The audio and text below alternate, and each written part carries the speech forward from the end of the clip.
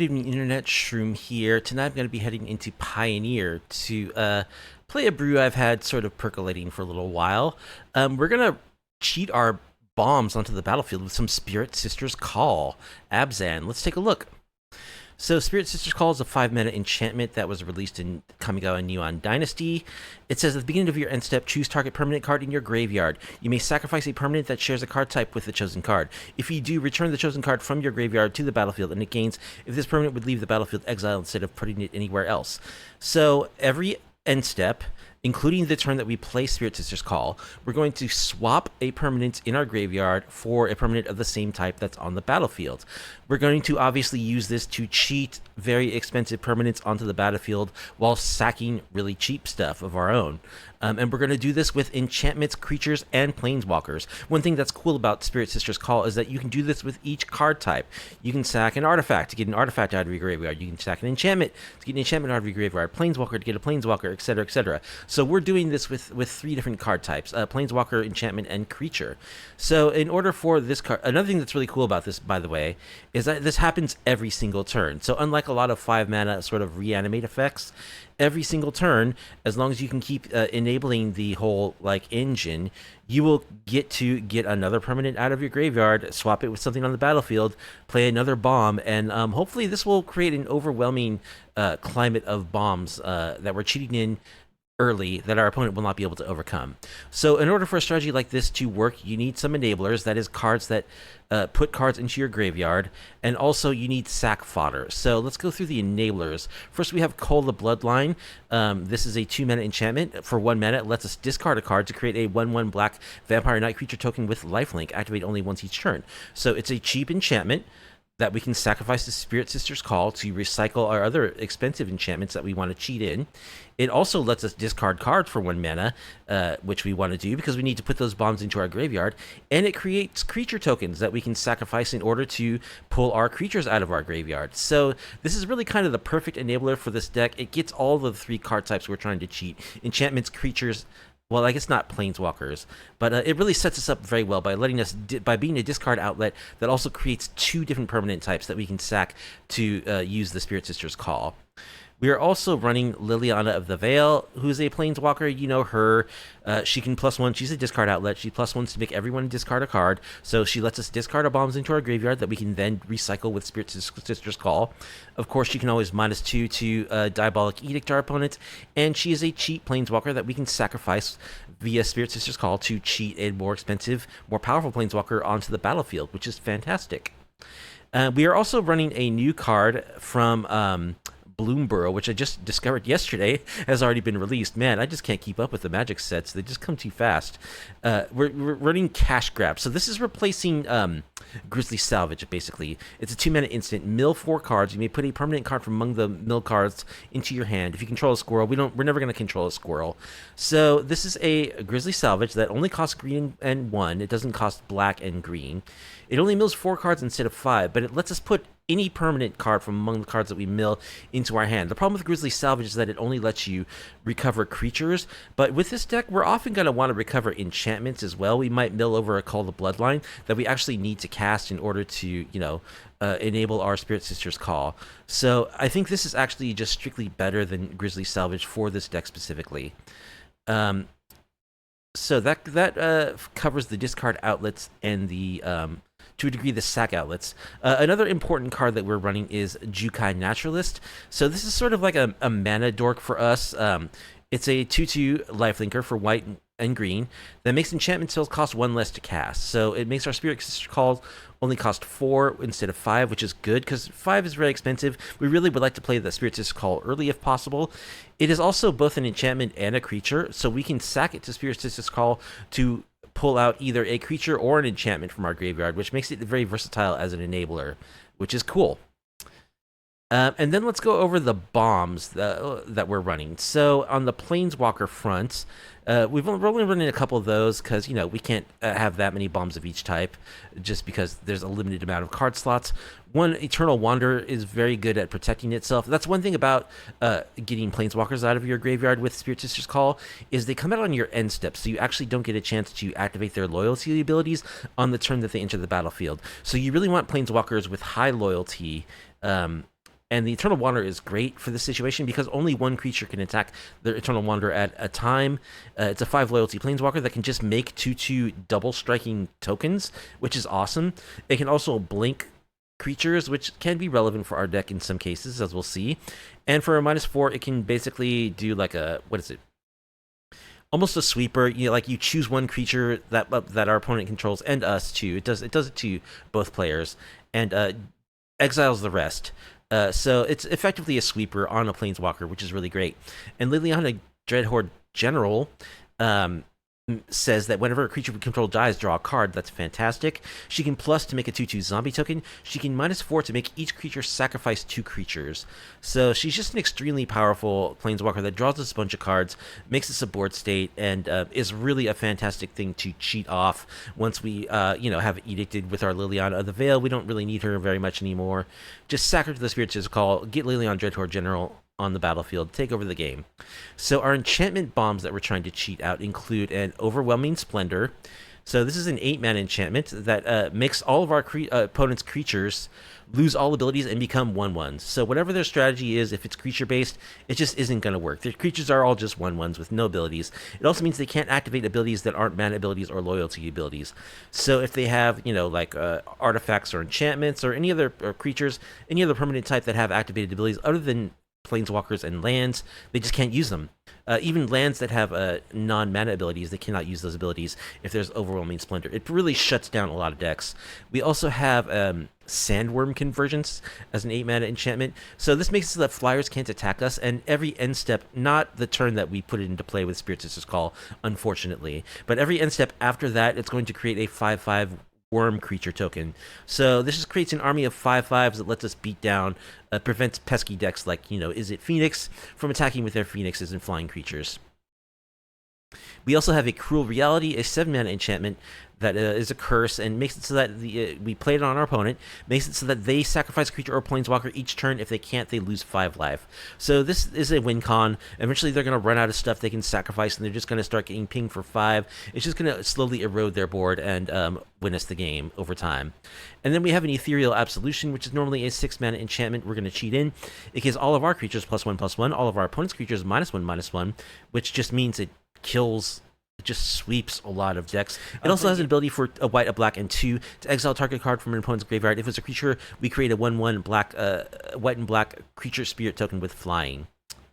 So those are the enchantment bombs that we're going to cheat out. And then, of course, we have some giant creatures that we're going to try to cheat out, including an Ashen Rider as a 5/5 flyer that when it ETBs or dies, exiles target permanent. Now, what I'm not 100% sure about is if it gets its dies trigger, because Spirits' Call does have this text that, like, if the permanent would leave the battlefield, exile it instead of putting it anywhere else. I don't know if that means that Ashen Rider wouldn't get a die trigger if it dies. We might find out, but it's a 5/5 flyer that when it ETBs or dies, just exiles target permanent, which is absolutely obviously fantastic. We have a Titan of Industry as a big beater that can also create a 4/4, destroy an artifact or enchantment, or gain us a bunch of life, or like is good at protecting itself too because it can add a shield token. We've got Toxrill the Corrosive is a 7/7 that just kind of destroys all the other creatures over time. It has -1/-1 creatures to all of our counters to all of our opponent's stuff until they die, and then whenever one of their creatures dies from the -1/-1 tokens, it gives us a 1/1 slug creature token, which we can't sacrifice because we can't produce blue mana. But still, this is just a good creature that will basically lock our opponents out from having creatures. And we've got a 1 of Vaultborn Tyrant, which is a 6/6 trampler. Whenever it or another creature with power 4 or greater ETBs, we gain 3 life and draw a card. And when it dies, if it's not a token, create a token that's a copy of it, except it's an artifact in addition to its other types. So it's a 6/6 trample that gets us a bunch of value when it ETBs, and when it dies, it leaves behind a token that's a copy of itself. So it's like 2 giant 6/6 tramplers, which is very, very good. So those are the bombs that we're trying to cheat into play. We've got a bit of other stuff too. We've got one of Calyx, Destiny's Hand.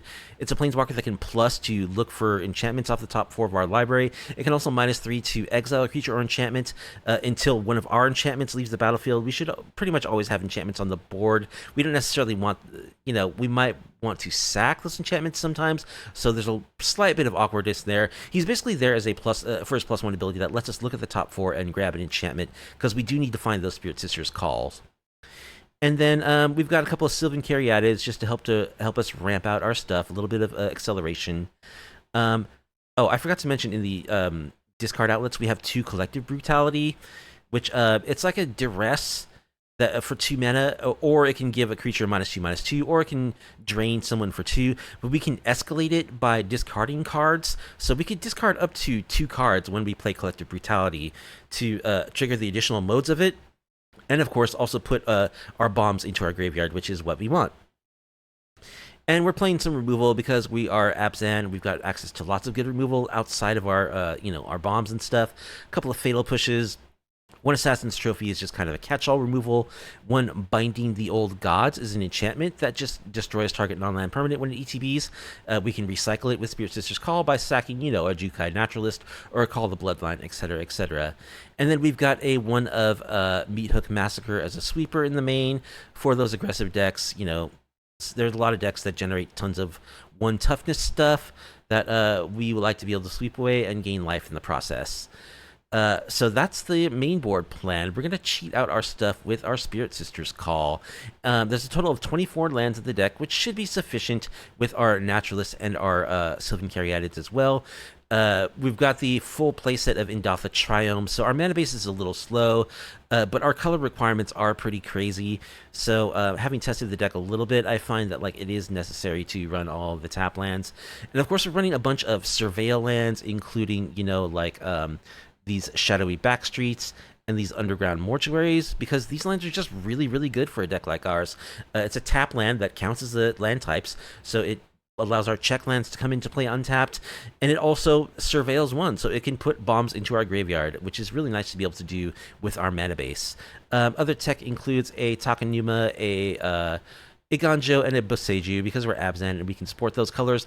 Also one of Gyreet Sanitarium.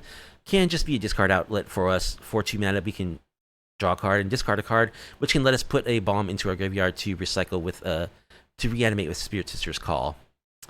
The sideboard includes another Meathook Massacre for aggro, as well as a Fatal Push and a Bitter Triumph for more removal against the aggro decks. 2 Thoughtseize against combo and control. 2 Erebos' Intervention are our Graveyard Hate, which seems like it's not very much, but we have another card that helps out with that as well. We've got a couple of Pick Your Poison against enchantments and artifacts. A couple of Vanishing Verses are there to exile monocolored permanents. That could include Arclight Phoenixes. It's also very good against Cavalier of Thorns to exile those Cavaliers and make sure they don't get any value when they die, to recycle cards from their graveyard. Of course, our opponent is going to board in Graveyard Hate. The Pioneer meta is prepared for graveyard decks because Phoenix is so popular. That's why we're running a 4 of Siege Rhinos in our sideboard. So in a lot of matchups where we suspect the Graveyard Hate is coming in game 2, which is going to be pretty much every matchup, I'm not sure. I think we're going to see the Rhinos a lot. We'll board in the Rhinos, we'll board out some of our really expensive bombs and some number of Spirit Sisters Call, so that we're far less reliant on using our graveyard, and we'll see if we can just get there the old-fashioned way by beating down with 4 or 5 Tramplers that drain for 3 when they enter the battlefield. So that is the plan of the deck. I've always thought this card was cool and would be really fun to abuse, and that's what we're going to try to do tonight. So I was really on the fence about whether to play a league with this deck, because I haven't tested it that much. I've been busy, and I was trying this out in Modern for a long time, but I think Modern is past the point where you can play a deck like this and have it be decent. So I kind of switched over at the last minute to Pioneer. Also, I just kind of don't feel like playing a league. They're very tiring, and you end up playing against Phoenix 2 or 3 times in Devotion. It's just not very much fun. So I did flip a coin, and the Magic Gods decreed that it is okay for me to play in the practice queue, which I think is the correct place for this in its current iteration, for the reasons I've already stated, and for some that I'll go over in the final thoughts. So we're just going to play some matches on the practice queue and see how this deck does. Hopefully we'll be able to cheat out some bombs. So let's get into some matches. If you like off-meta, off-killer MTG content, please be sure to like the video, subscribe to the channel, leave a comment down below. Our first match is against Murky, and their March of Otherworldly Light avatar will be on the play. And this hand looks decent. We've got our mana, that's good. We've got Call of Bloodline, which is great. We've got removal, so we'll keep this. Need to find a Spirit Sister's Call.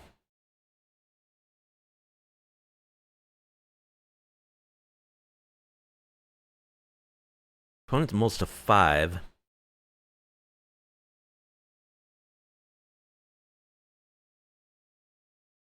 Opponent mulls to 4. Okay, opponent kept on 4, so hopefully we'll be able to win this game. We'll go ahead and surveil. Spirit Sister's Call. We want to draw that, so let's leave that on top.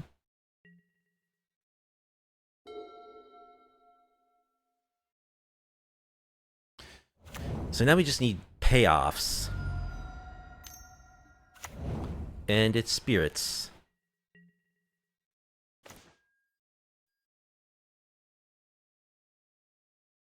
Alright, well, I feel like we just kill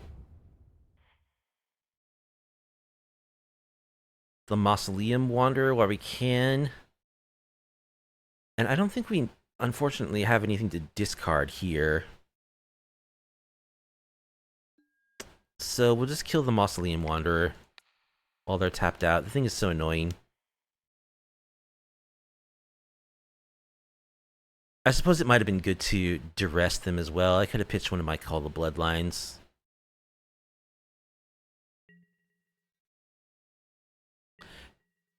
Oh, but they could have sacked it to counter, so it's a good thing I didn't. As they just did. There's a Supreme Phantom.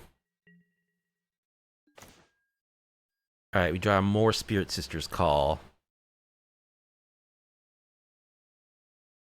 Not what we want. Do we want to shock? I don't think there's any need. Do we really need to create a vampire? Yeah, might as well.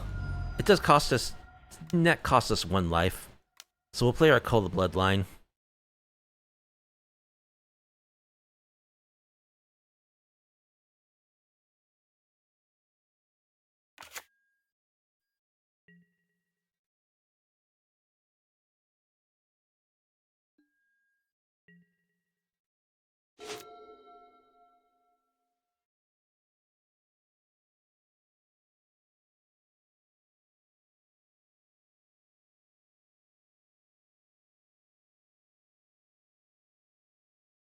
Spirits is definitely a deck that can come back from a mulligan, especially have like a Curious Obsession.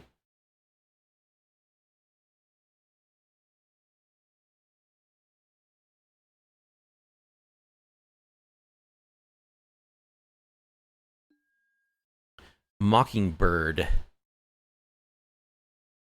You have Mockingbird enter as a copy of any creature on the battlefield with 9 value less than equal to the mana spent to cast Mockingbird. So it's going to be another Supreme Phantom. Okay. Well, they're going to start racking up the lords, I guess. That's not good.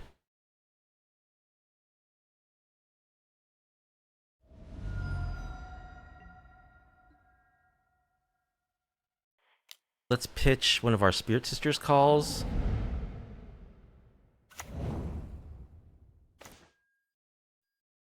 We draw a Triome.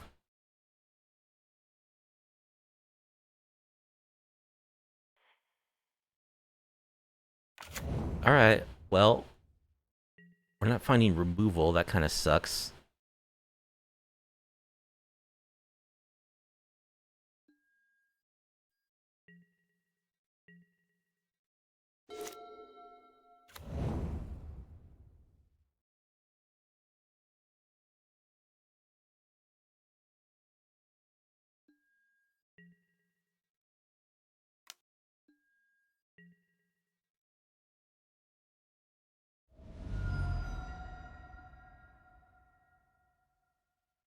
Alright, let's make another lifelinker. We'll pitch a redundant call the bloodline. Cash grab.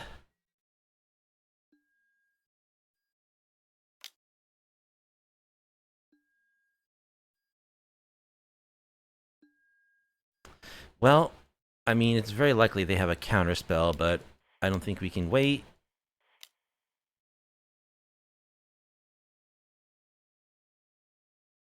Gotta try to run them out of cards. Okay, it actually worked.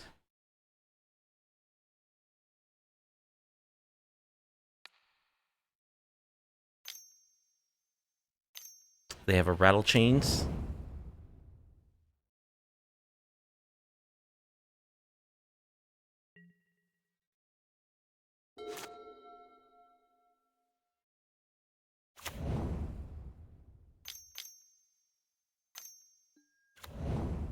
Skyclave apparition.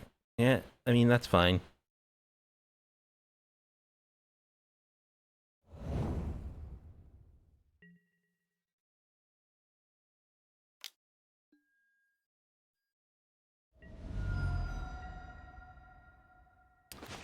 Liliana, it's not going to be good enough. We're dead. Okay. Spirits is a very, very strong deck. Okay, let's go Thoughtseizes and Fatal Pushes. Everything that can kill creatures. Go down some of our real high-end stuff, like Sandworm's actually good against them. Splendor, Ashen Rider. Toxriel's too slow. Cruel Reality's probably not good, so we'll ditch a Spirit Sisters or two. So let's lose a Jukai. Call the Bloodline.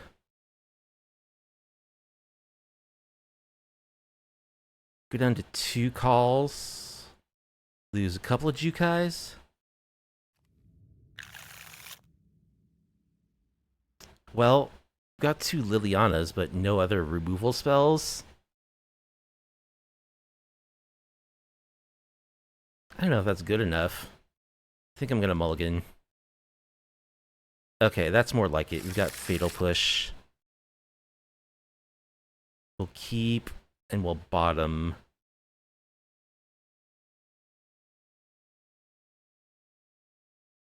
Probably this Dino.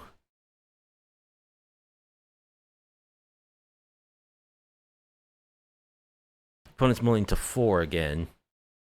That was good enough last time.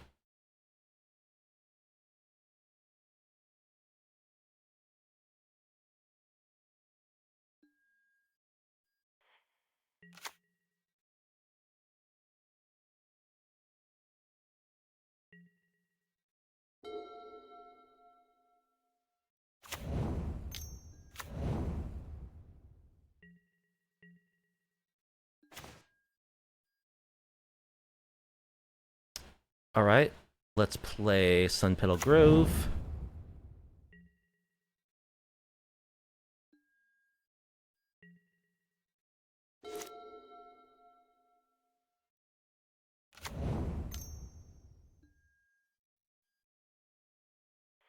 Fatal Push.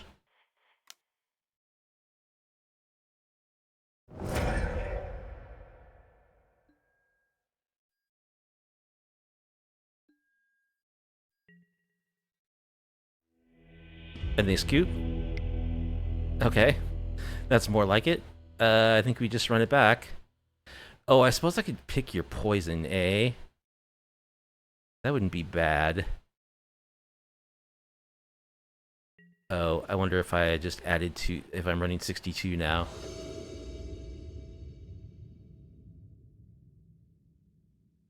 I might be running 62.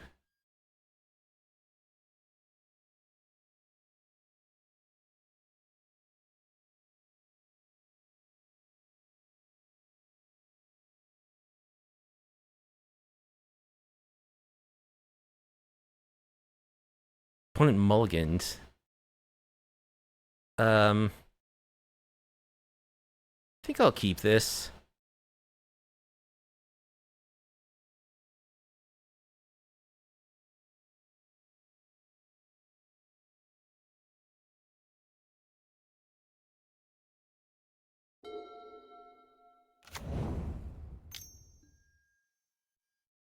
Turn 1 Mausoleum.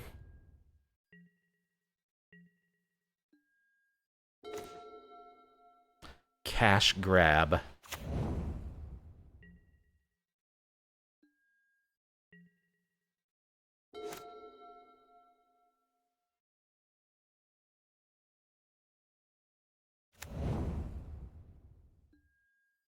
Okay, no Curious Obsession, that's good.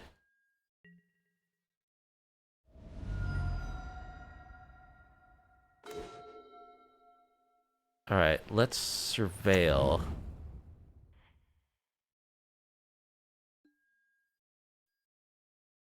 Do we want a swamp? We do want a swamp.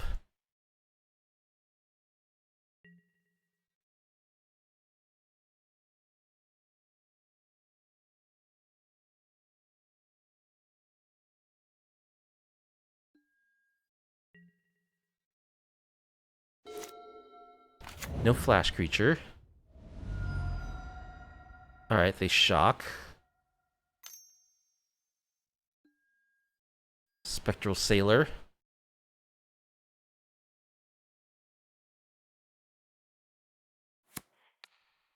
Let's just push this Mausoleum Wanderer.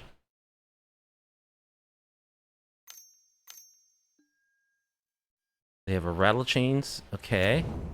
Could I draw a Meat Hook Massacre, please?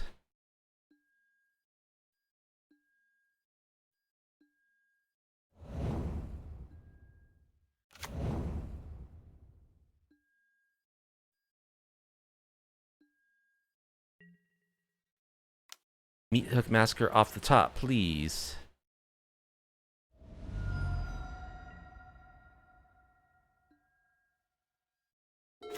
No. Oh, we knew it was a swamp. So, no chance of that, I guess. So I guess we'll just Lily. Edict.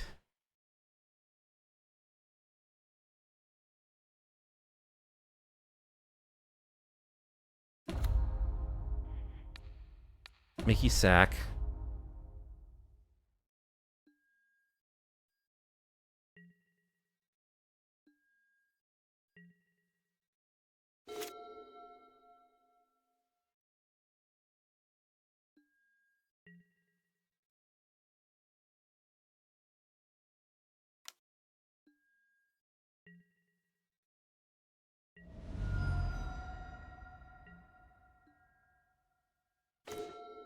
Thoughtseize. Okay, let's Thoughtseize.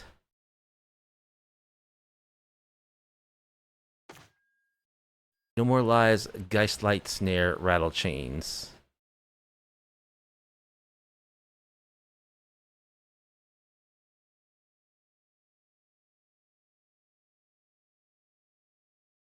Yeah, it's pretty annoying.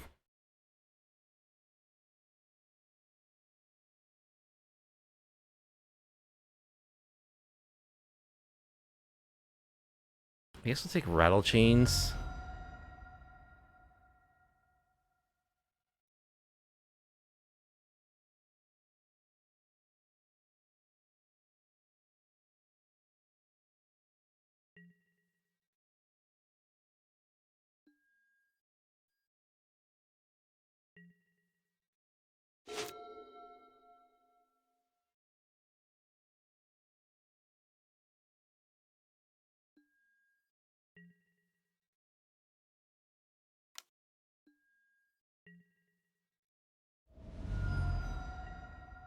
Let's go for a cash grab.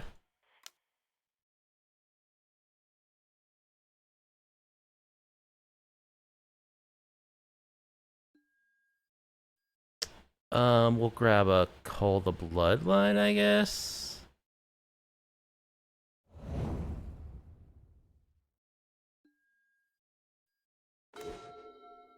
Liliana. Well, their hand is pretty darn good.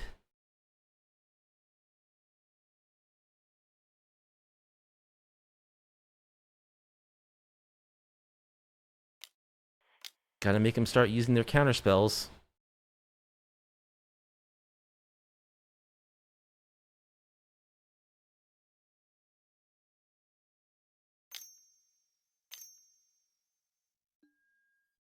Say no more lies. Okay.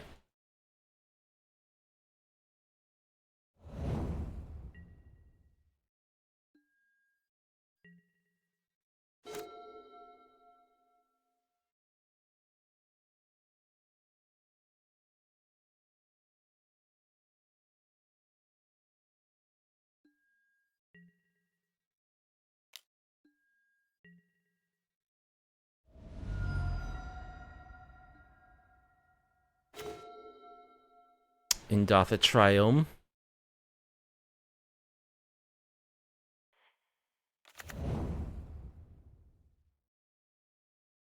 Let's go for Calyx, I guess.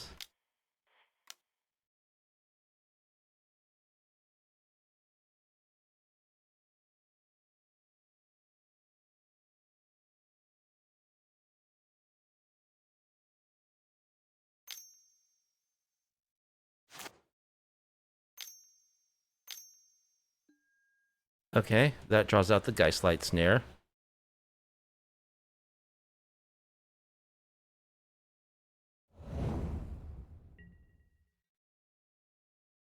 Well, we really needed our Meathook Massacre a couple turns ago there. Let's see if we can draw one now. That would be good. Supreme Phantom. That's actually lethal. Alright. Well, yeah. Spirits is a good deck. Lots of counterspells. Not what we want to run against. Tarquinius is our opponent in round 2. We'll be on the draw. And we have Spirit Sister's Call. We however have no discard outlet, but we'll draw one, right? Our hand's really slow. If we don't, we could be in trouble. We do have this Meathook Massacre. We'll give it a go.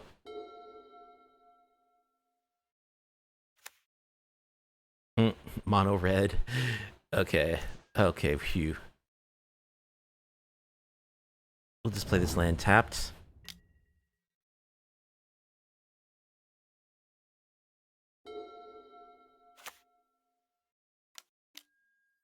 Magda.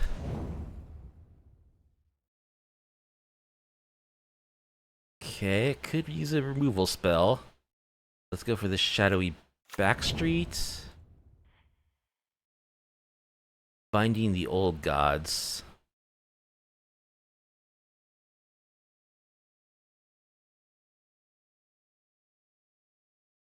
We'll leave that on top. I will Meathook X equals 1 next turn, I believe.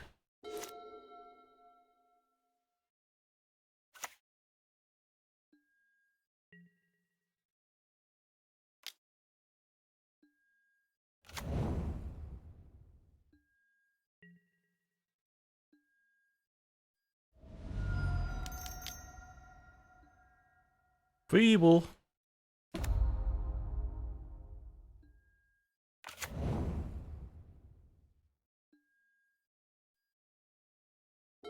So do I wait for an X equals 2 now?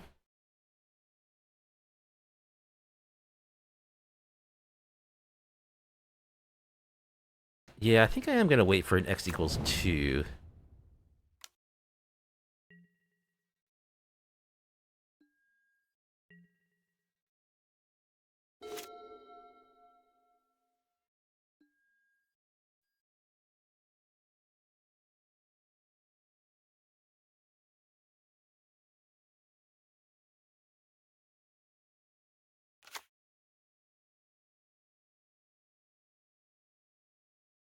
So they're going to have a lot of mana to work with.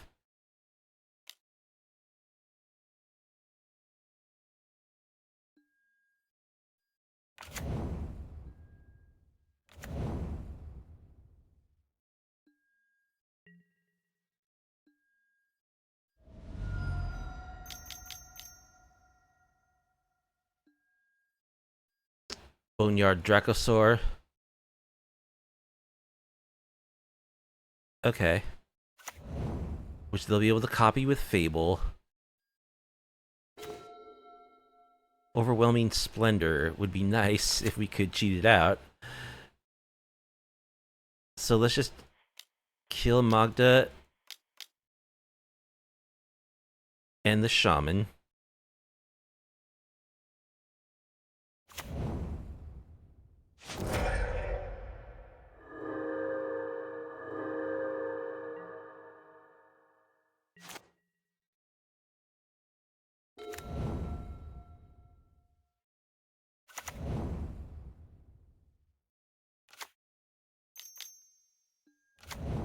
Another Magda.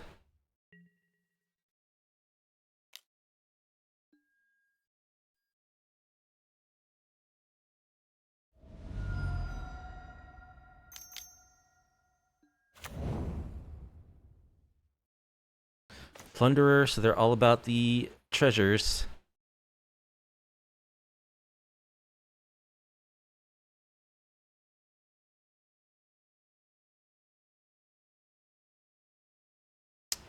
So a cool play would be to play Lily, discard Overwhelming Splendor, then top deck a land, play Spirit Sister's Call. But because our opponent has played Fable the Mirror Breaker, we cannot do this.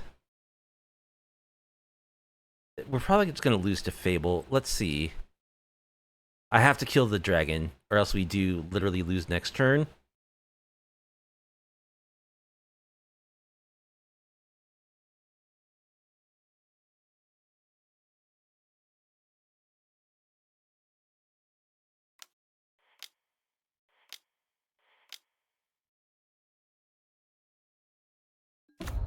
Probably still going to lose to the Fable.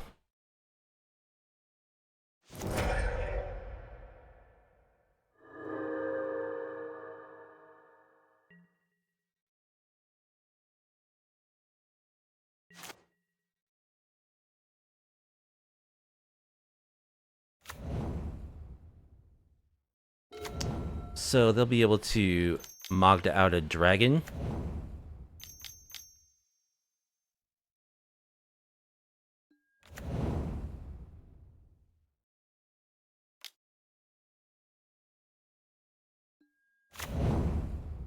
Alright, that's fine. So again, we just bring in everything that can kill creatures. We don't need Thoughtseize. Everything that can kill creatures. Pick your poison, can make him sack dragons or treasure tokens. And we cut our awesome plan again. Here, I think I like Overwhelming Splendor better than Sandworms. They go wide, so Ashen Rider's not going to be as good. Toxrill should be good.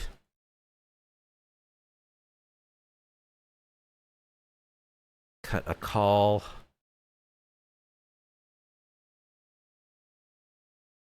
And a call. And a Jukai. A cash grab.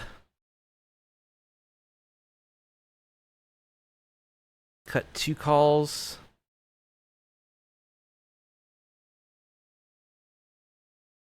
Cruel Reality is probably not very good against them, again, because they're so go wide. And Lily? I don't know about sideboarding with this deck. Because, of course, like, we're, like, disrupting our combo, but we kind of have to, just because we need to kill all those creatures.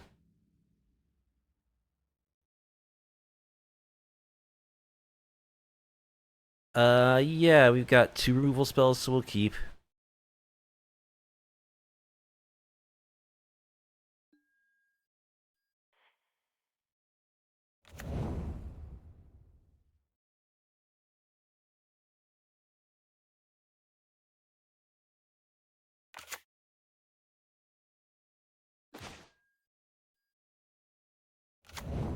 Surveil.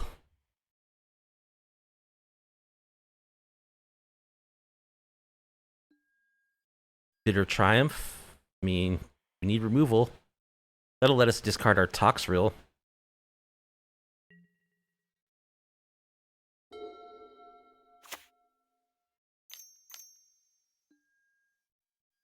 Generous Plunderer.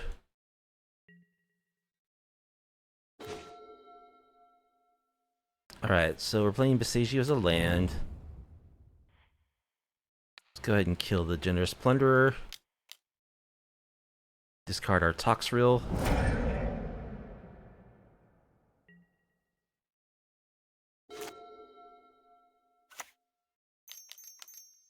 Fable. Oh, just a Bone Crusher Giant? Okay.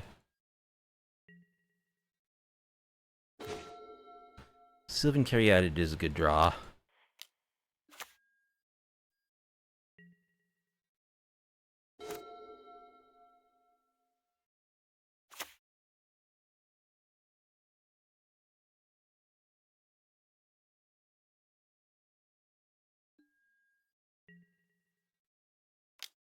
We'll take a hit from the Giant.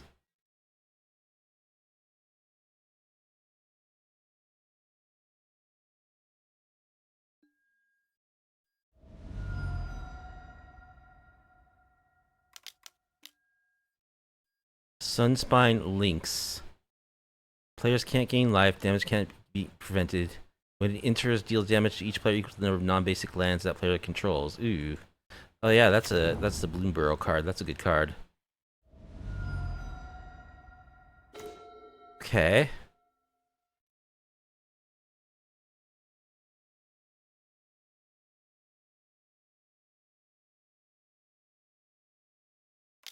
So let's binding. Get rid of the links.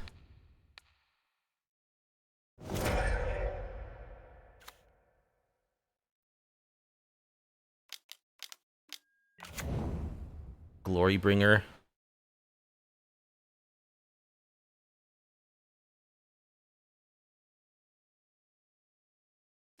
Yeah, big red's gonna be a thing.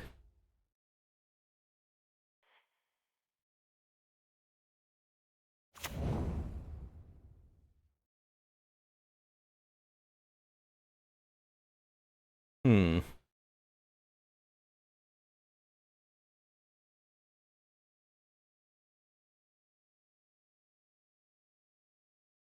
So I think you've got to just kill their creatures, right? They exerted their Glorybringer?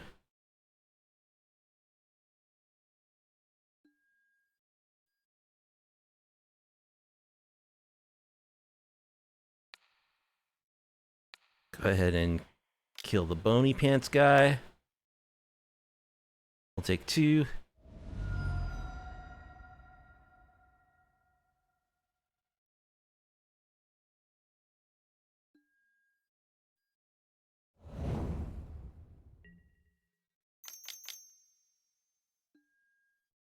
Another Lynx. Okay.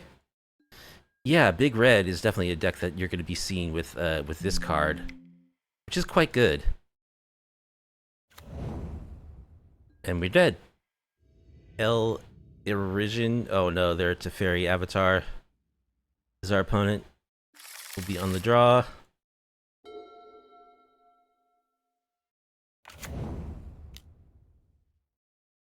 Okay, they lead on Stomping Ground. Let's lead on our Triumph.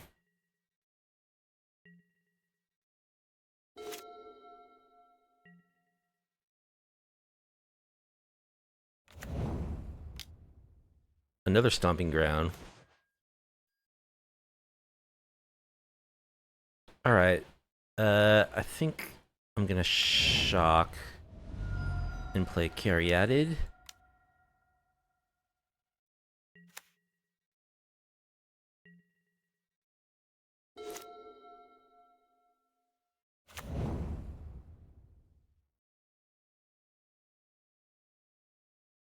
So they are at least Naya.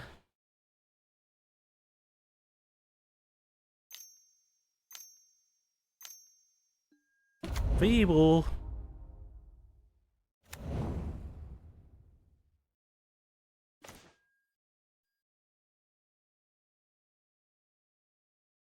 Alright, let's play this Surveil land.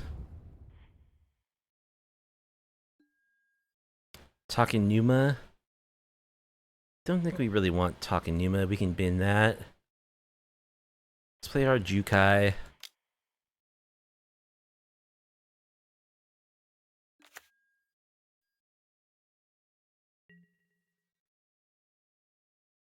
The question is, do I trade for the shaman? Yeah, I think so. Well, yeah, I think I do. Because it doesn't... I'm going to say, we have with the lens in our hand mana to play Liliana. The Jukai doesn't affect that in any way, so I think we just want to keep them from getting free mana.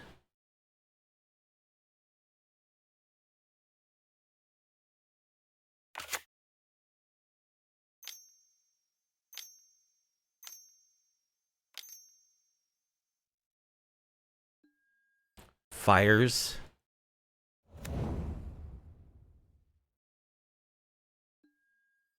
Temporary lockdown. Okay.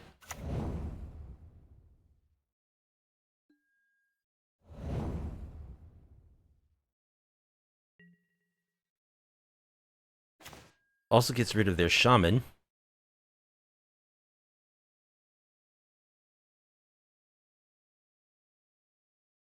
Well, I think we're just playing this tap land.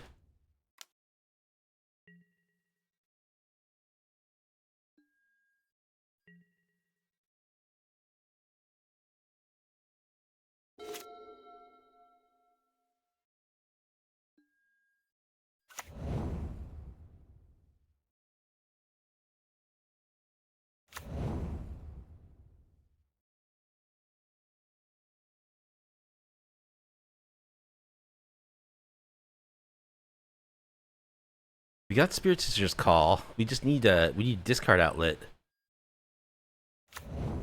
More fires.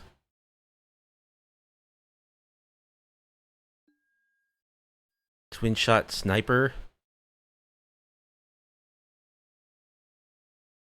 Deals 2 when it ETBs to any target. Okay. Sure. What a combo with Fable the Mirror Breaker. Oh my goodness. See, they can copy the twin shot sniper and they'll get to do 2 damage. Again.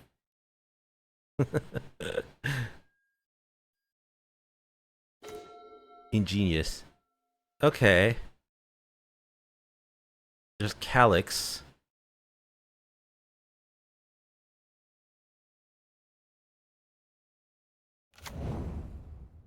Well, I think I'll play a Spirit Sister's Call. Even though it doesn't do anything.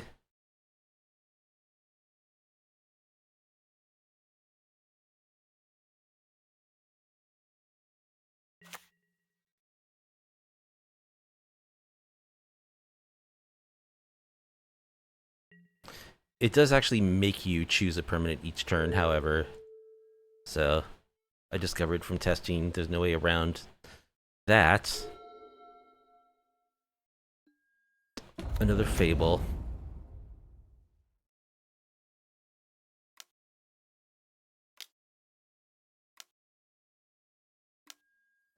Leyline Binding on my Spirit Sister's Call. Boo.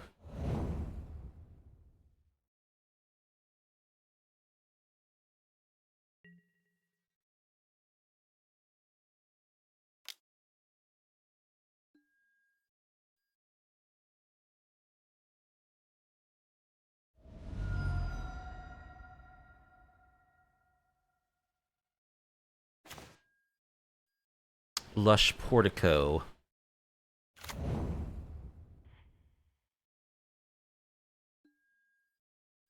Jukai. We don't need a Jukai. I think I'll just play Calyx. Whatever, whatever.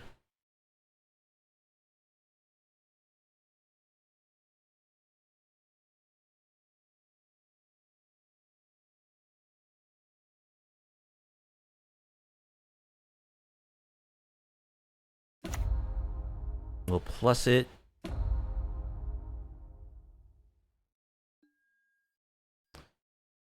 Grab Spirit Sister's Call.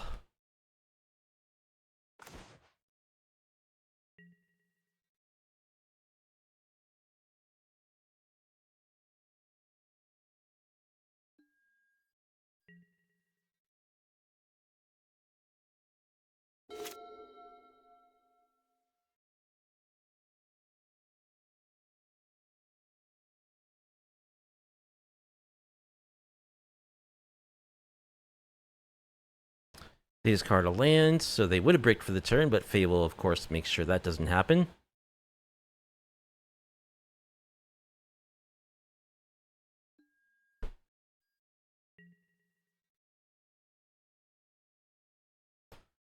So they have to attack Calyx with everything if they want to kill it.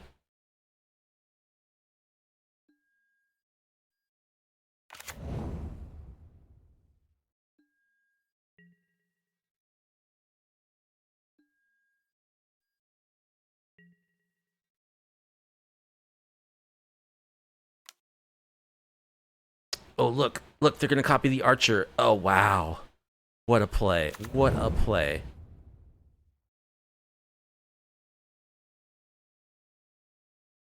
Never saw it coming. Sorry. Fable makes me salty, if you can't tell. I just despise this card. I mean, their timing of that was all wrong. They totally could have kept both copies on the battlefield. Okay. I mean, we do have, you know, Spirit Sister's Call. Land.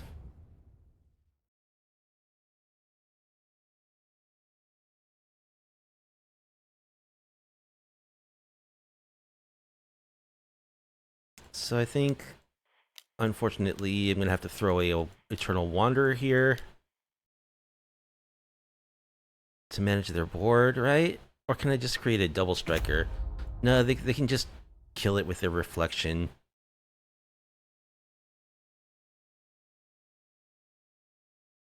So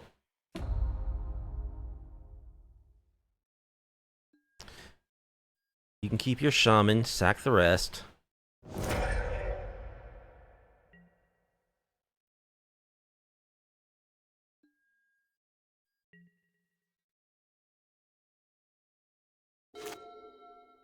I can actually almost cast Ashen Rider.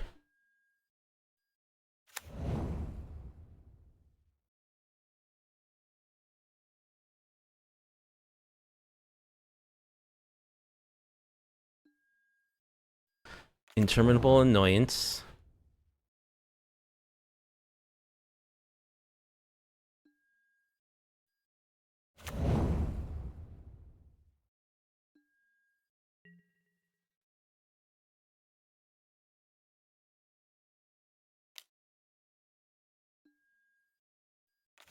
So let's see what they do with their annoyance. They can get Agent of Treachery, I guess. Well, they're killing my Eternal Wanderer. So we'll see what they get.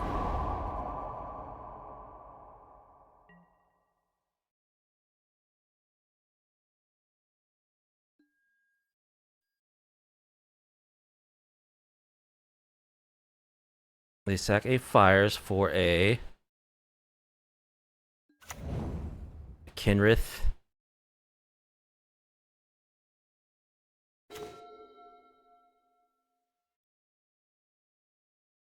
Huh? I can't play the Sandworm Convergence. Ugh. So I can play Liliana. It dies to the Kenrith.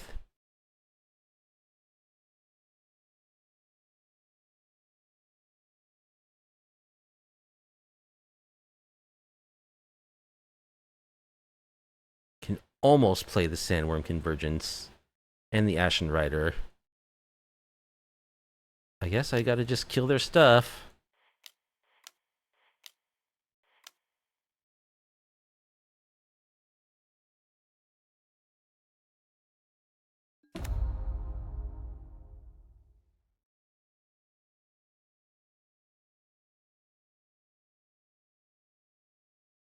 Yeah, make you sack 2.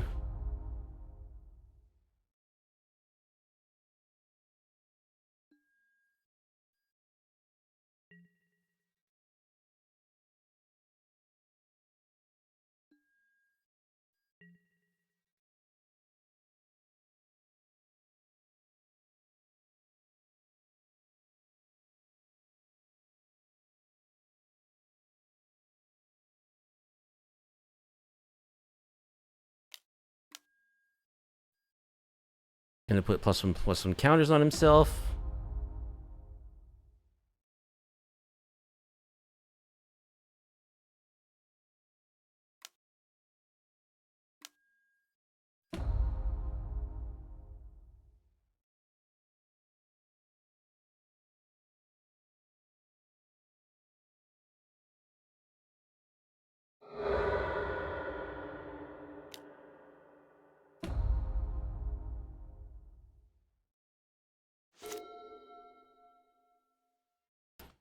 So they can't quite get lethal here. Clever Impersonator. That's a good top deck.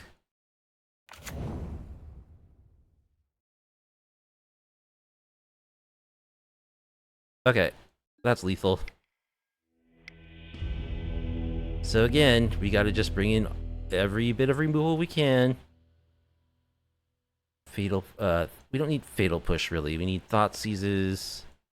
We need Bitter Triumph.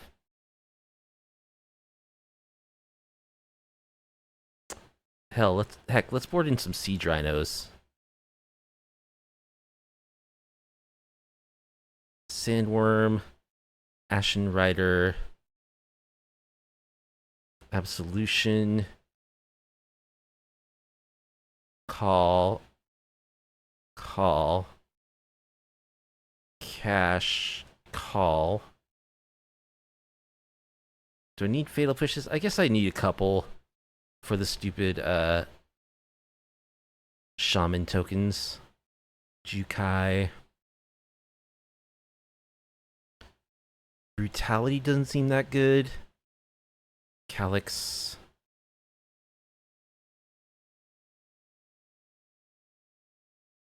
Is Toxrill good? I don't think Toxrill is that good. It's too slow. Alright, we'll keep this.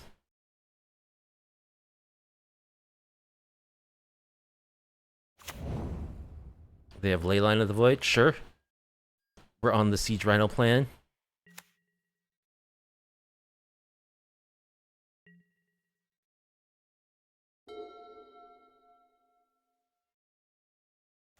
Just need to draw some. Hey, there's a Siege Rhino.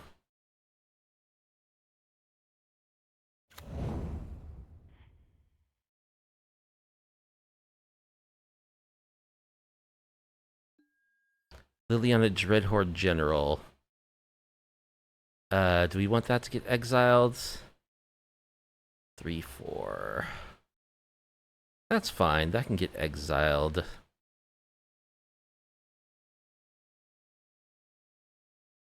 Yeah, you know what? We're on the play. We have a Caryatid. We might be able to cast it. It would be good.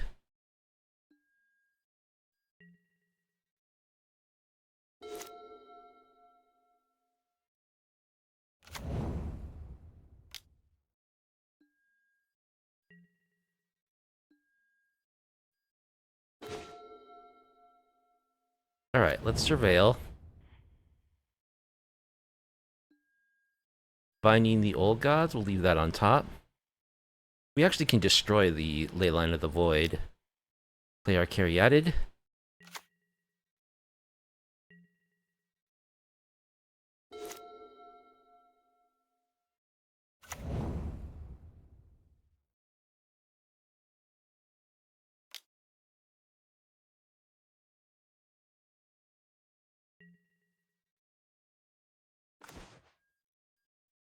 Binding the Old Gods.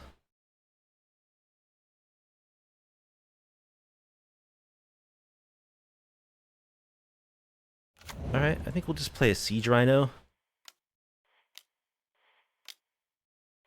Whatever.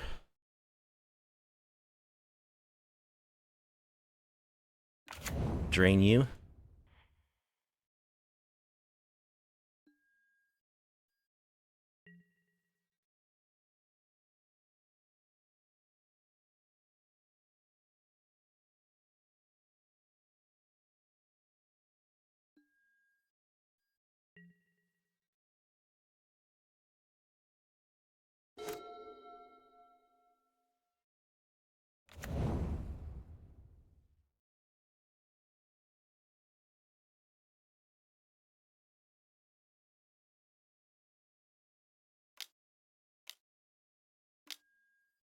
Leyline Binding on the Rhino.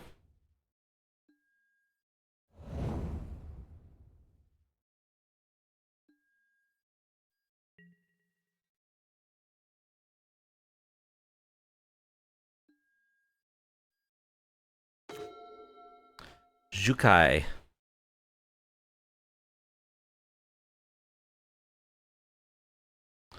Let's Jukai.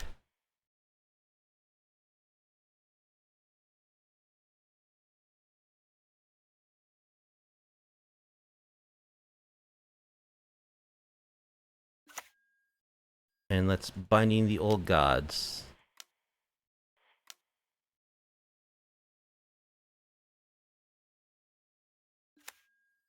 Get rid of Leyline Binding. Drain you.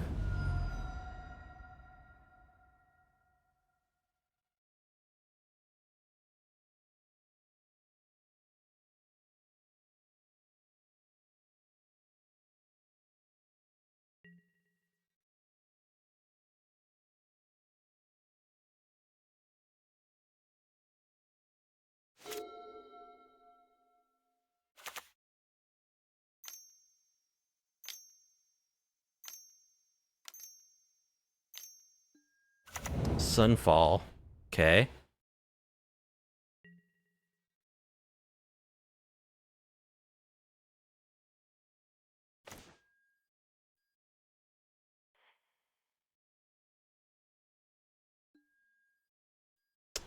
Let's go for a Triome.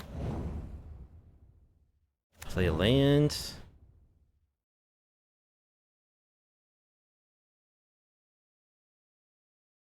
Pass.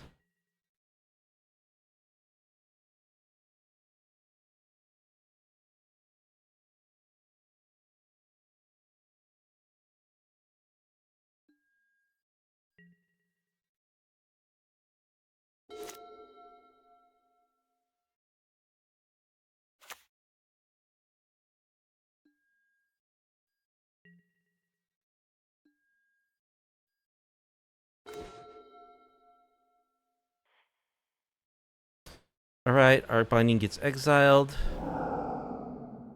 Play a land. Let's go for Big Lily. It could get countered.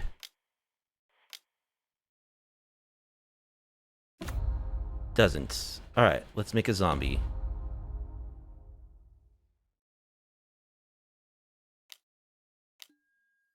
Leyline Binding.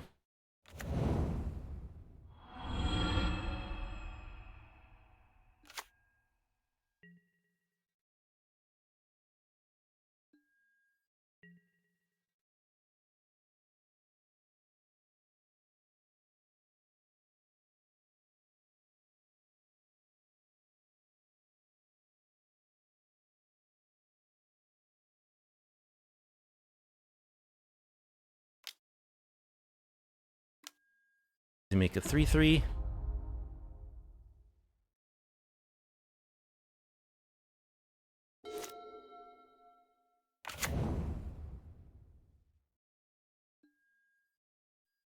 We didn't mull and they didn't draw extra cards.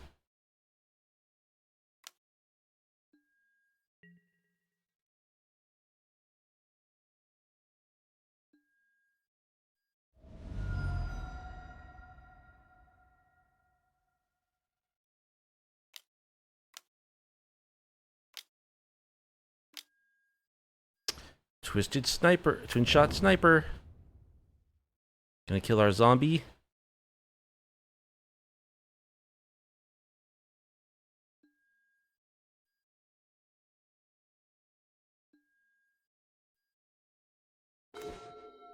Thoughtseize. Let's Thoughtseize you.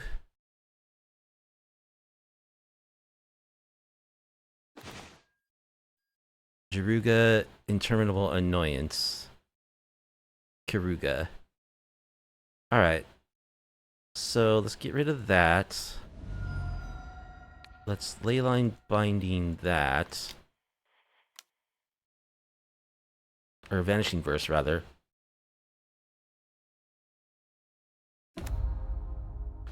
Let's minus, make you sack your board. Let's Lily.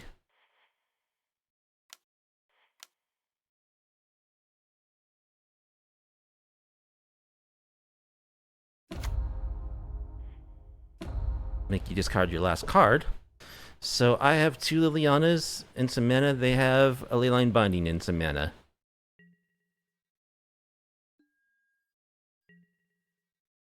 Or a Leyline of the Void, rather.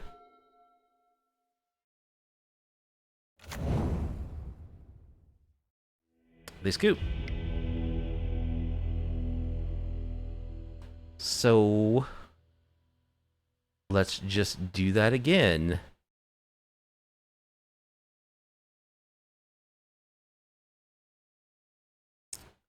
This hand only has 1 removal piece that doesn't hit. It only hits creatures and planeswalkers. I think it's a mulligan, actually.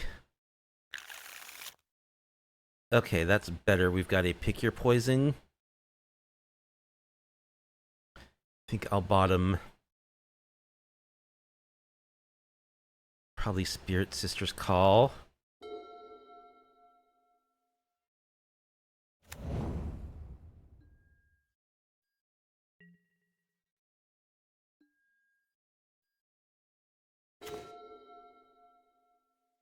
Okay.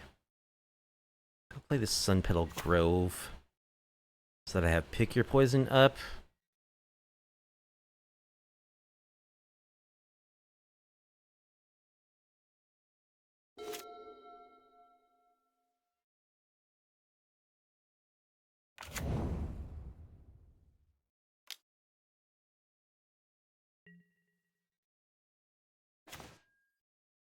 Cruel Reality? That's a little ways off.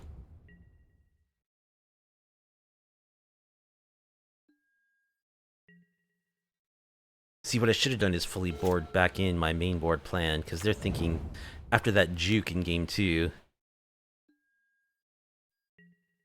they probably boarded out their ley lines.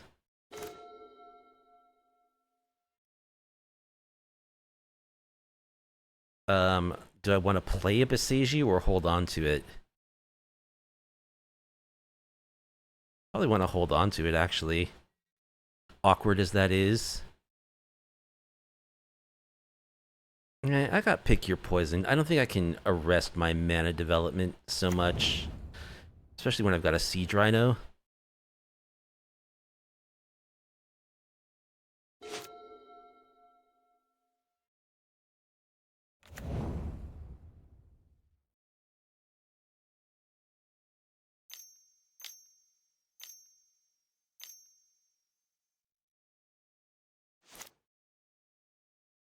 Where's your red mana? There you go.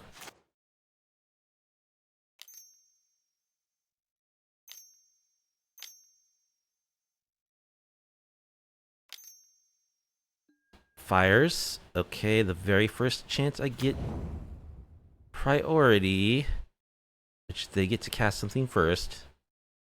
Alright, they get their 4/4, or their 2/3.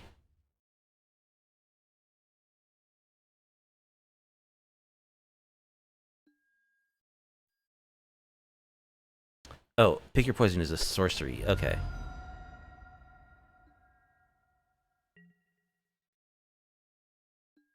A black source untapped would be nice. It's not a black source. It is untapped mana.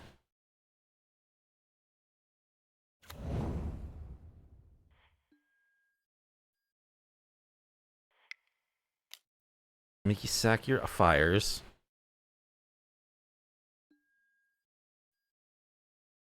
Go.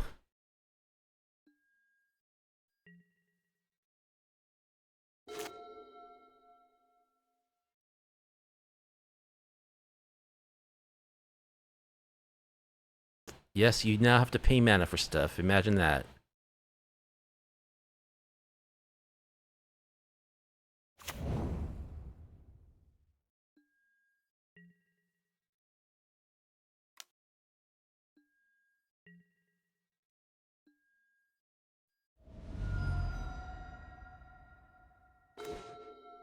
Thoughtseize.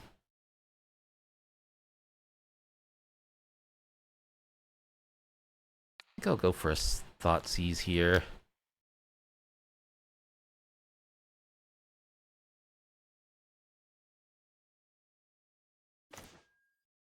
Leyline Binding, Keruga, Agent of Treachery.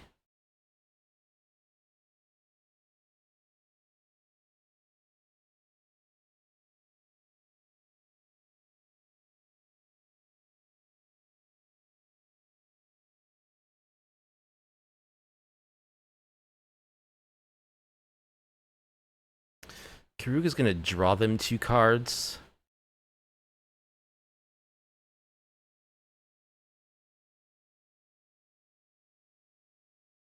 I think I'll take Keruga.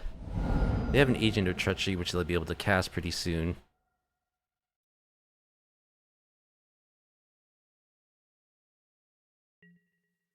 Yeah, our mana didn't work out quite well. We really could use some more black.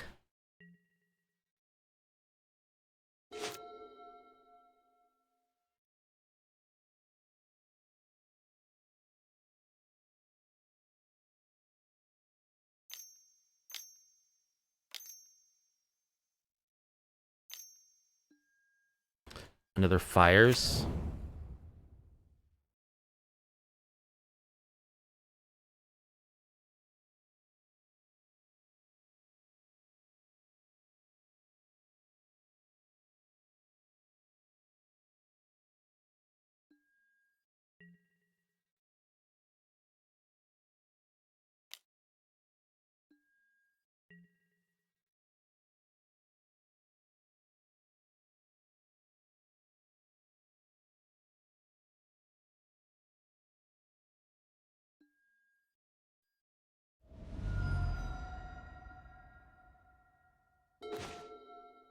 Bitter Triumph. Alright, I guess we're just going for the Rhino.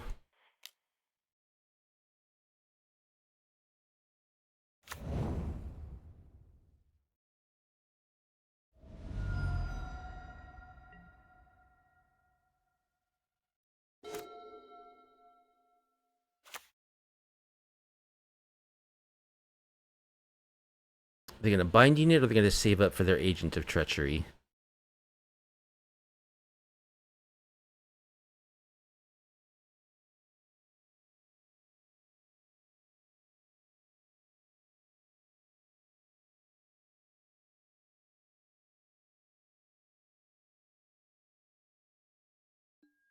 Are they Binding?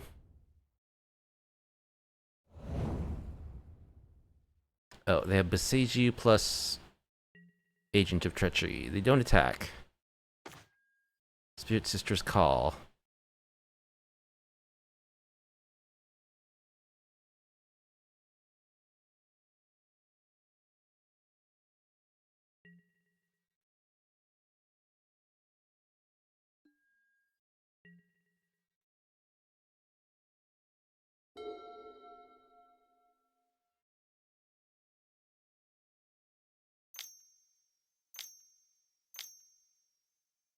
Opponent's gonna time out here. They just tap some mana.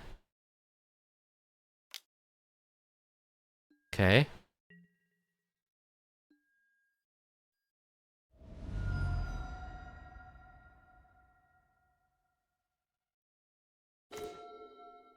Sylvan Caryatid.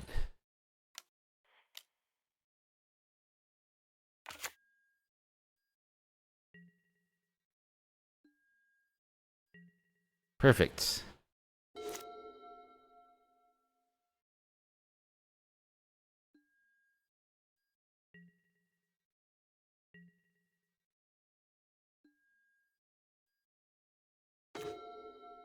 Guy reached Sanitarium.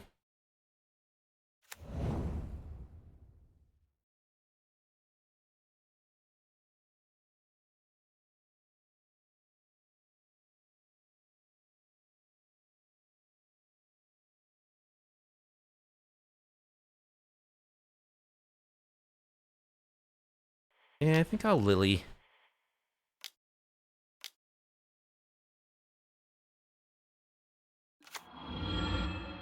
Make you sack.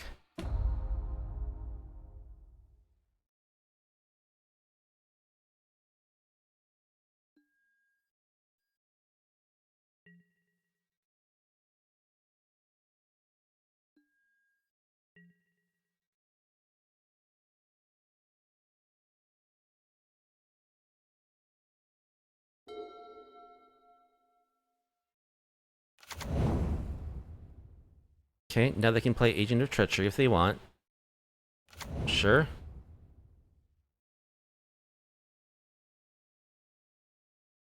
Steal Lily. I mean, she's in my deck. Let's see what they steal. A land. They're gonna steal Gaia Reach. Okay.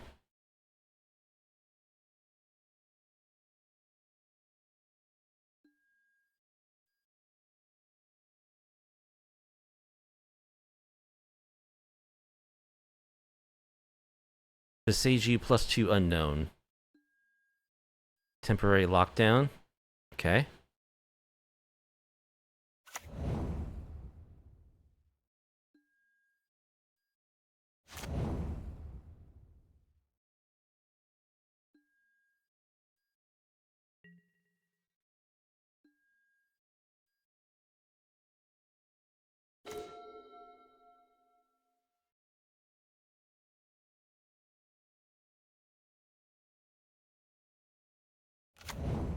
Alright, let's surveil.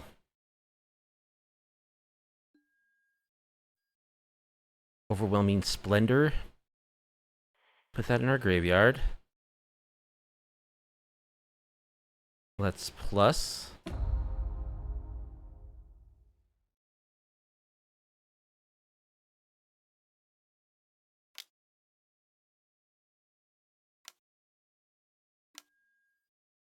The Gaia Reach. We'll discard Fatal Push.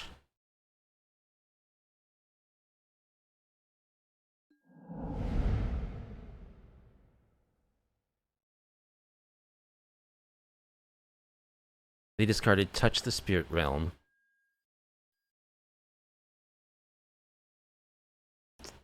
We'll discard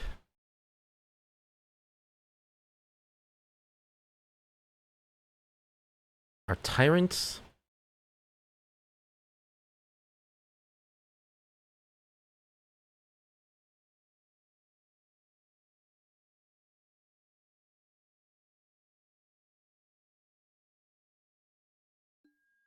They discarded Besage you.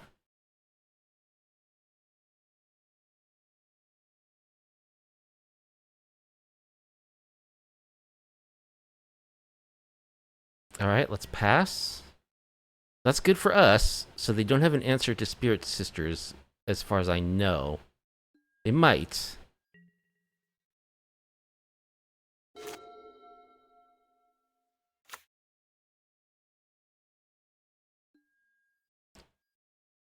Interminable Annoyance. Okay.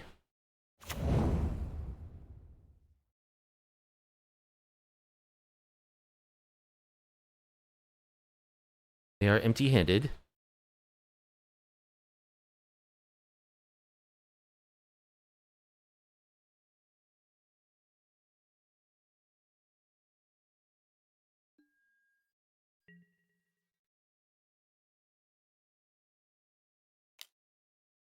So I could Bitter Triumph here. No, I'm gonna save that for a Kenrith or something. That's fine, they can kill Lily. She's done her job.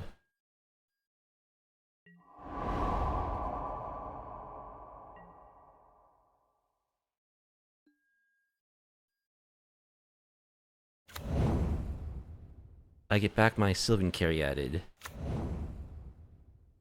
Clever Impersonator.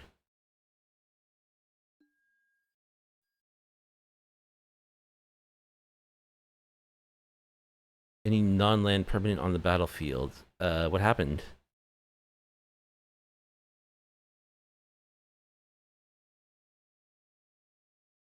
They chose not to have it enter as anything? I don't get it. They could have Agent of Treachery there. Okay.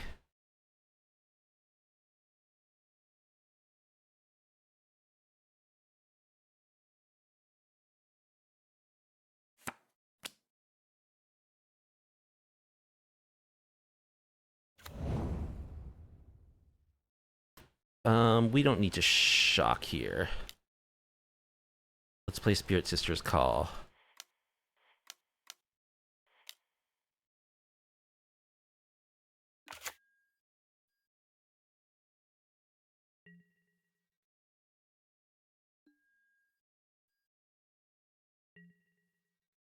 Alright, let's get back. Our Dinosaur or Overwhelming Splendor? I have to sack Call to get Overwhelming Splendor, so I think I'll just get the Dinosaur.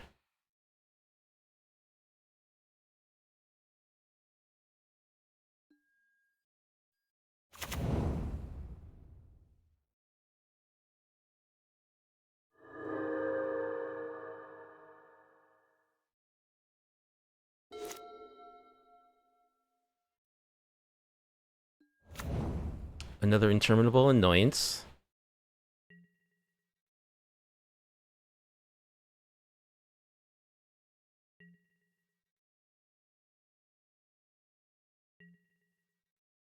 They sack one to get back something. Kenrith. Yep. Sweet. Perfect. So, let's play Cull the Bloodline.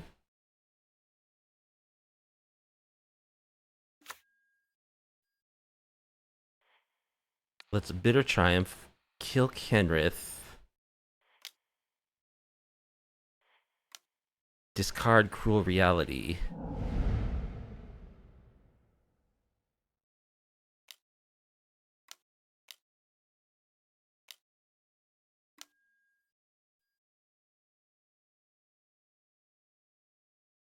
They get to reanimate their Keruga.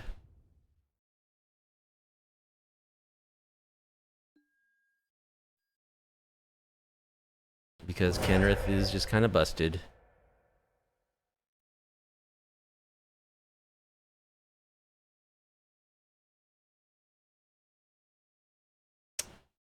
They have 5 cards in hand now.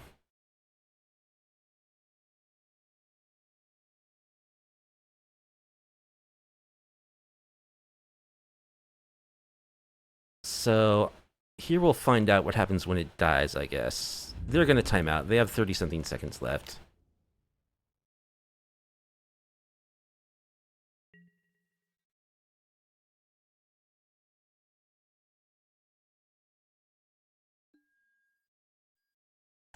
We'll do it like this. So do I get the trigger off it dying? That's what I really want to know. No, I don't. Okay. Good to know. So I think I want to just go to my end step. Now I want to do this. Let's discard this Triome. Make a vampire. Get back Overwhelming Splendor.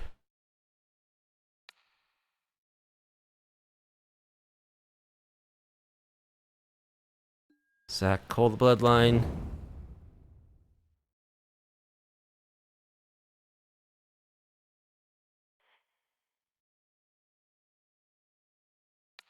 Attach it to you.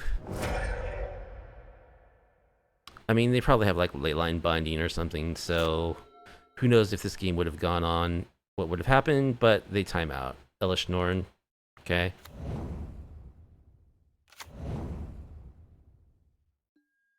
Titan of Industry, yeah, that's good. It's a 1-1, actually. So is Elish Norn. Alright, Overwhelming Splendor actually did something. Well, what a grueling, dumb match that was. But we got there. We got a little bit of synergy from Spirit Sisters, so that's a win. Okay, we've got a game here against Tarquinius. Did we already play them? I feel like we already played them. We'll be on the play.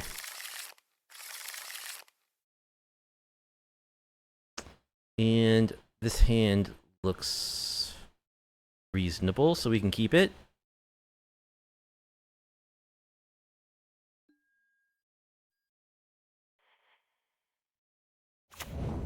Lead on our Triome. Is this the Spirits player? I think it is. Let's surveil. I do need another land, so let's top that.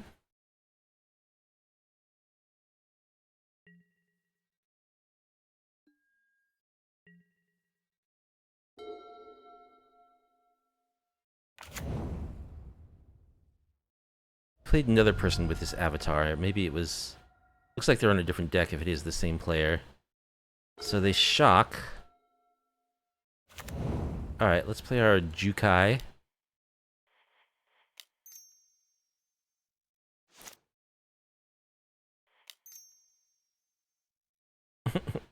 Let's tap our mana properly.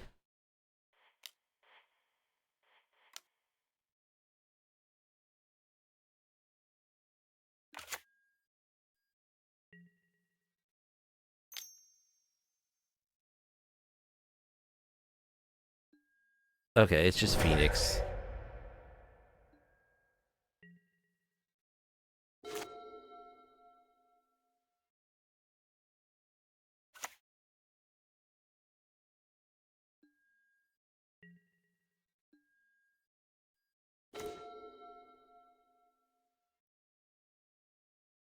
Okay.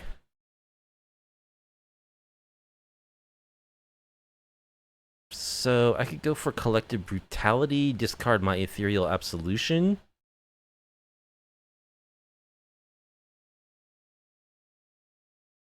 Or I could just go for Calyx.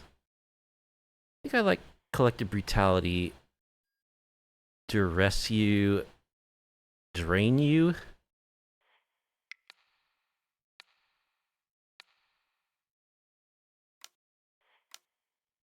Pitch Ethereal Absolution.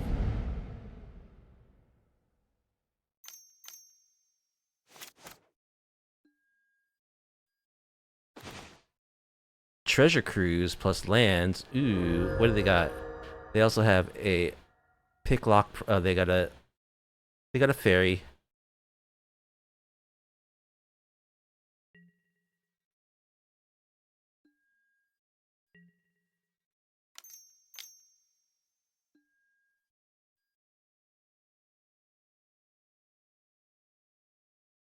They mill Fiery Impulse, Lightning Axe.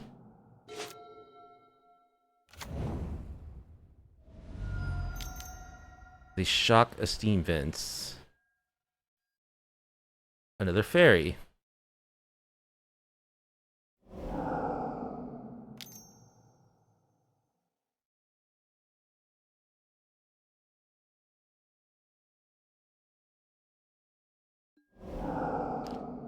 Treasure Cruise.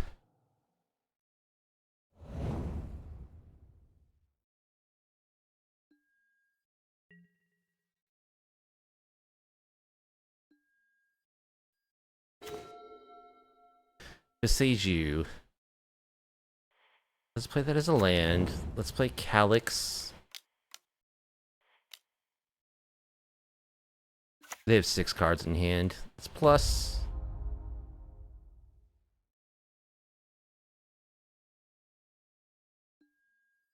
We'll snag Spirit Sister's Call.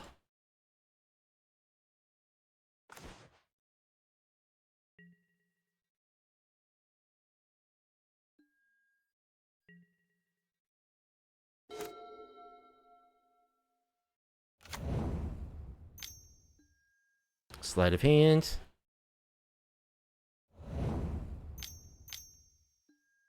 Ledger Shredder.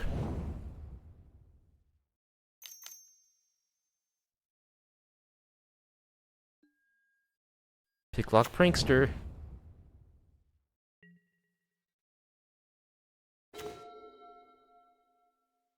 Now they have an Otawara in hand, which is annoying because it means...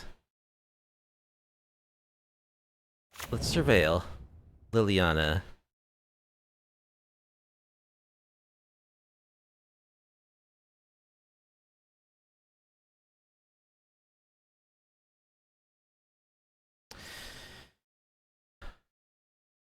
Double Lily actually isn't terrible because they do have 2 creatures, but they just have more fodder for it.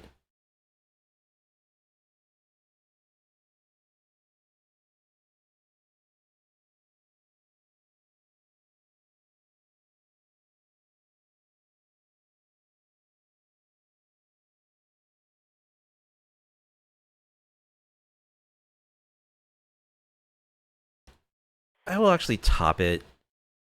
So let's Lily, make you sack.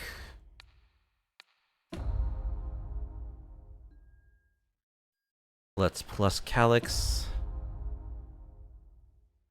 We'll grab Binding the Old Gods. Then we'll pass.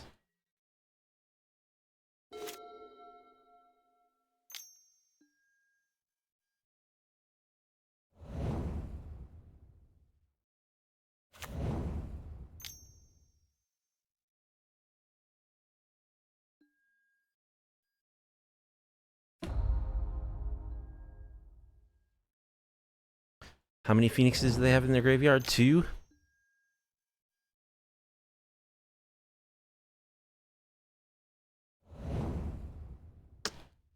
Yep, that's what happens when you Ancestral Recall. Prophetic Memory, uh-huh.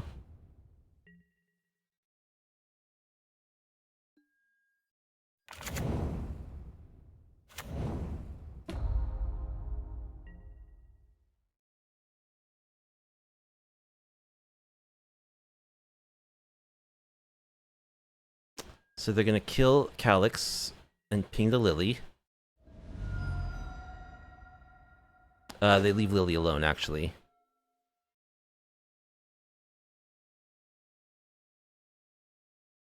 I can almost cast Overwhelming Splendor.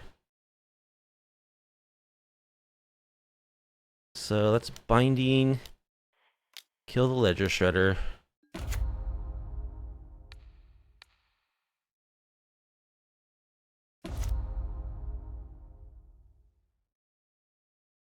Wait, I thought that I had another Liliana. Oh, did I mill it or something? I don't know.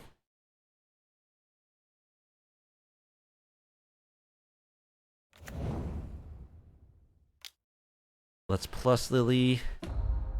Discard Overwhelming Splendor. The problem is they have an Otawara in hand.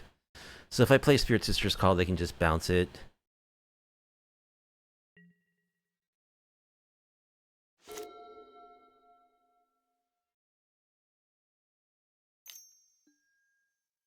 Ledger Shredder.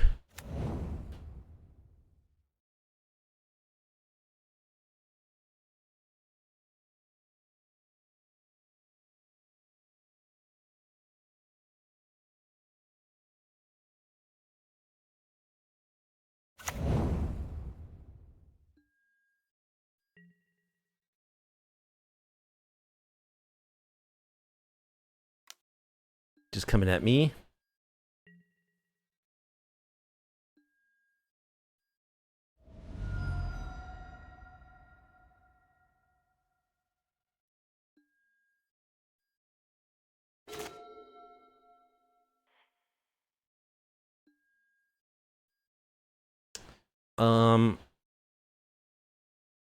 What do I want? I guess a Triome.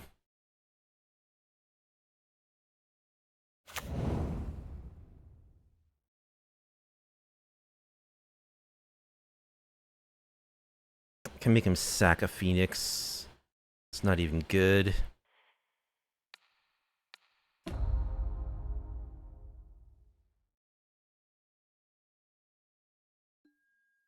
Well, I mean, we've got to get it out of their hand, so might as well play it.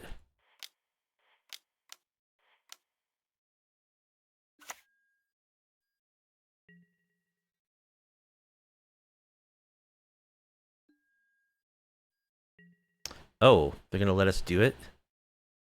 It doesn't matter. Like, whatever I get, they just bounce.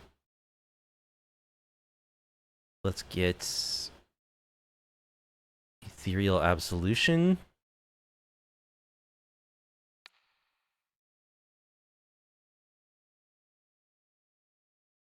Bounce my binding.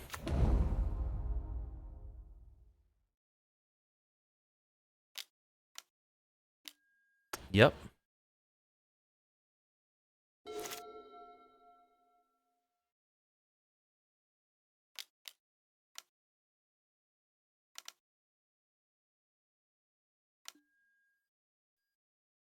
Hall is actually lethal.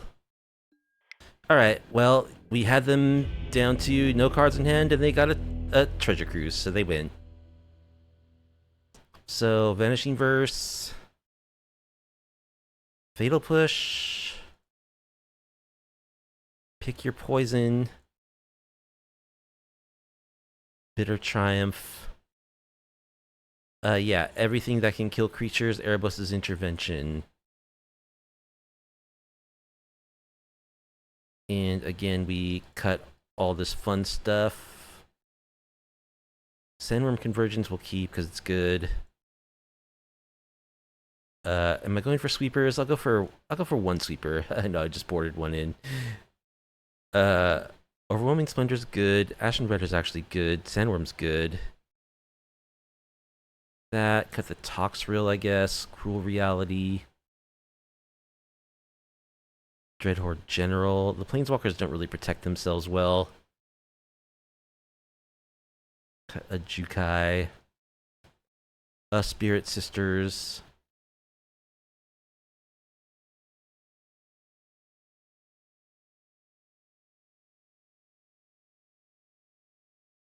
A Cash Grab and a Liliana.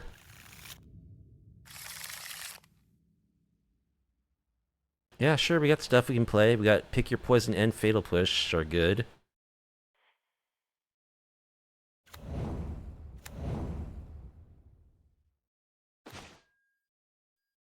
Sylvan Caryatid we can't play, unfortunately, due to our slow mana.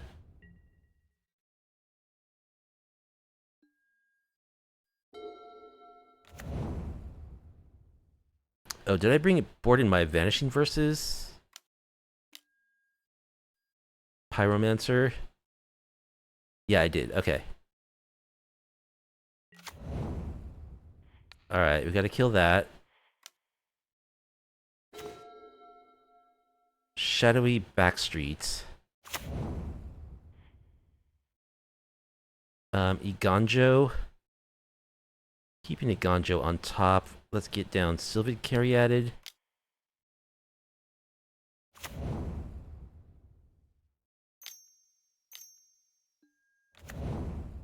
Proft.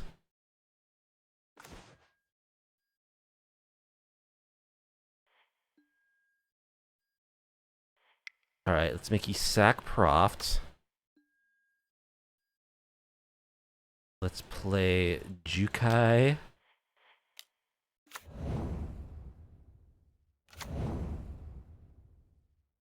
Let's play Cole the Bloodline.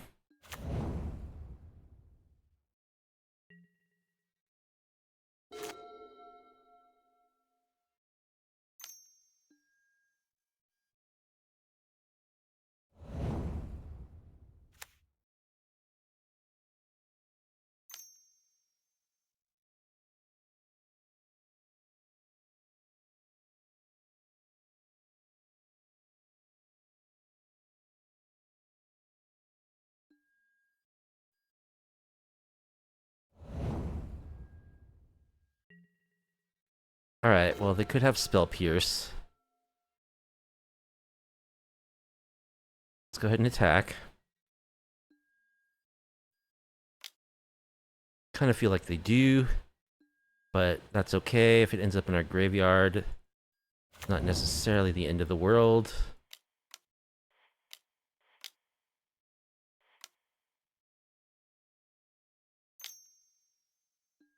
Yep.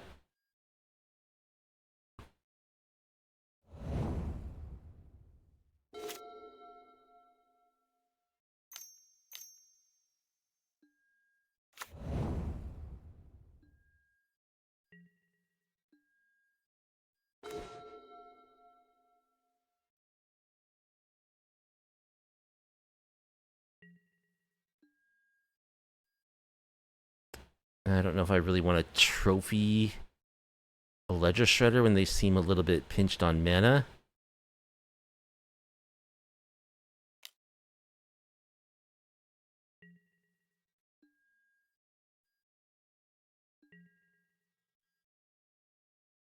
I think I'll wait.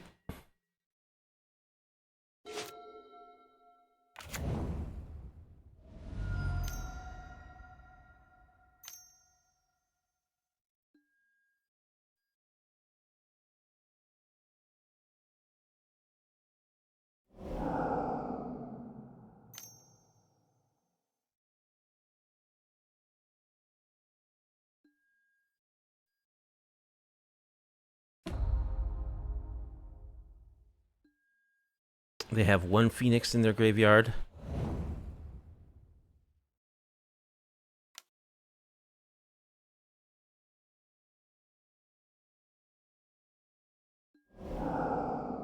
Treasure Cruise.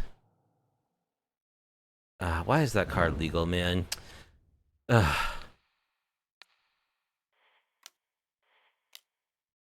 let's get rid of the Ledger Shredder. They get a Phoenix.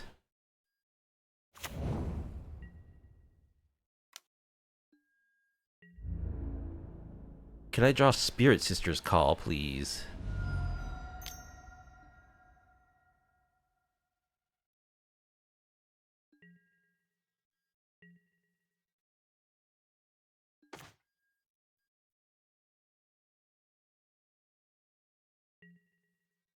They have 7 cards in hand.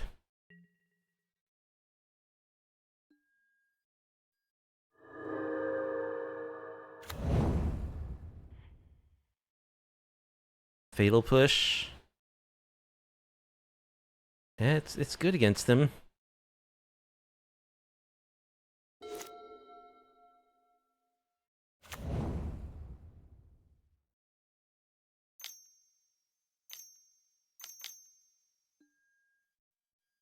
Crackles.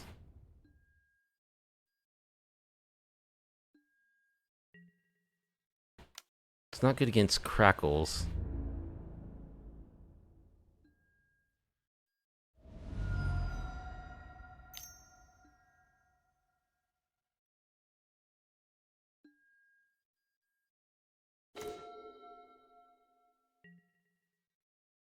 Let's attack with our Jukai.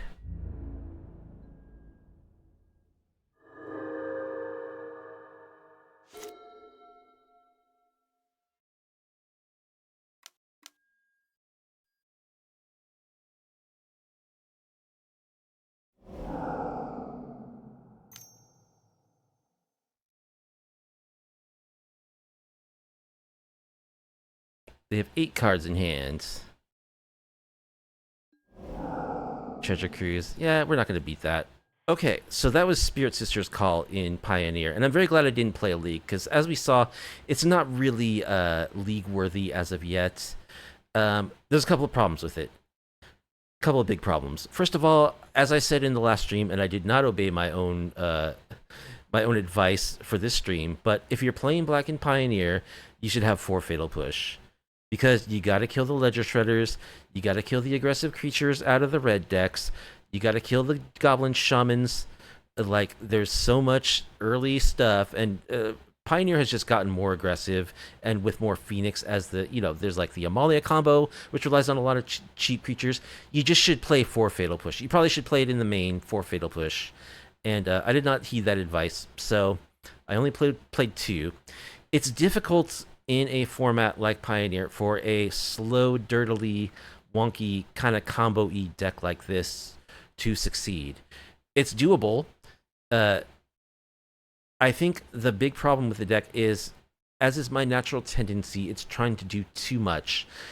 Trying to recycle planeswalkers, creatures, and enchantments with Spirit Sister's Call is a bridge too far. I think at the most you want to restrict yourself to 2 card types. It makes sense to choose enchantments because Sister's Call itself is an enchantment, so it can sack itself to proc its ability.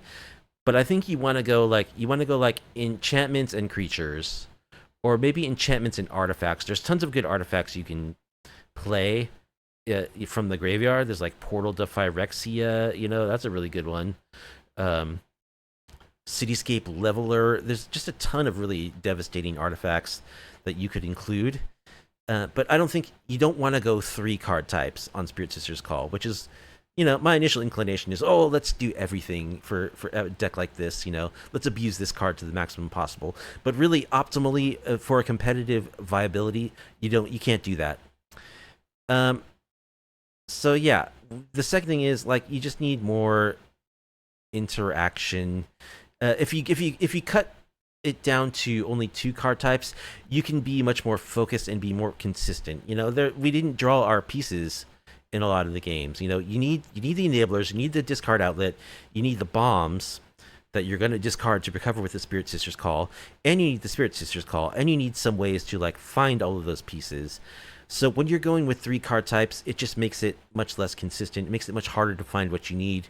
Cutting down to 2 card types would allow you to run more cards like Cash Grab. I actually think this is a really good card for the deck, and I think it's a great inclusion.